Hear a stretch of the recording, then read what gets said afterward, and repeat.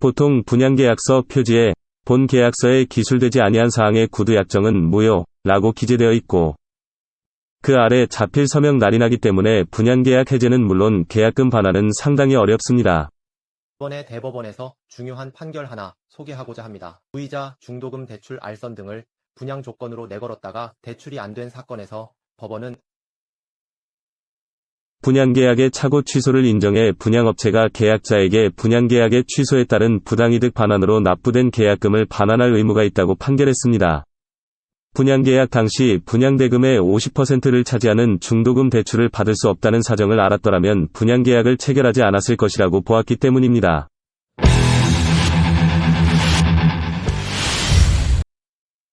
분양계약과 관계된 용어를 정리하자면 시행사는 건축과정을 감독하고 관리하는 회사로 재건축조합이나 부동산개발회사 등을 말합니다. 인허가부터 자금 조달, 입주 및 하자 처리까지를 담당하며 시공사에게 공사를 맡기고 필요한 자금은 금융기관에서 조달합니다. 신탁사는 금융투자회사로 시행사와 신탁계약을 맺어 건설자금을 관리하고 보증하며 수익금을 정산합니다.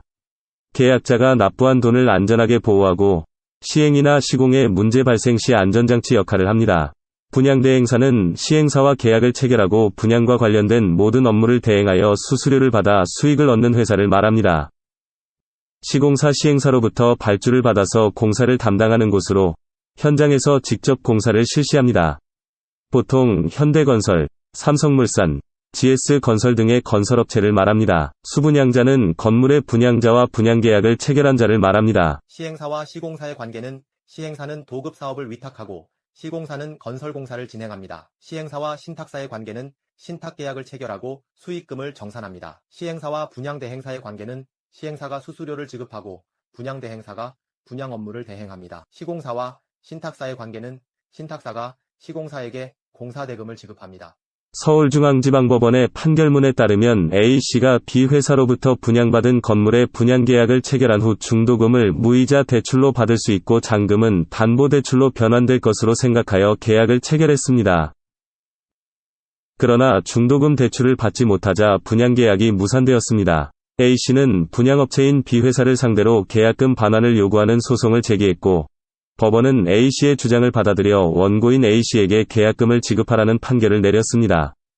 이는 A씨가 중도금과 잔금을 대출로 조달할 수 있다고 생각한 것이 실제로는 가능하지 않았던 것으로 나타났기 때문입니다. 분양대행사 직원의 설명과 계약서 내용 등이 A씨의 판단을 오도했다고 판결문에서 밝혀졌습니다.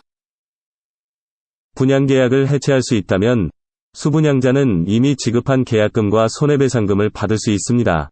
그렇게 해서 분양회사에서 수분양자에게 일정한 금원을 지급해주면 문제는 해결될 수 있습니다.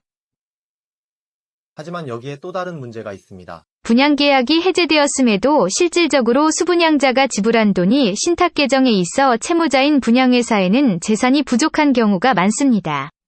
이는 신탁사와 함께하는 부동산 개발 구조 때문에 발생하는 문제로 수분양자가 분양회사에게 손해배상을 청구해도 효과적으로 이를 받을 방법이 부족합니다.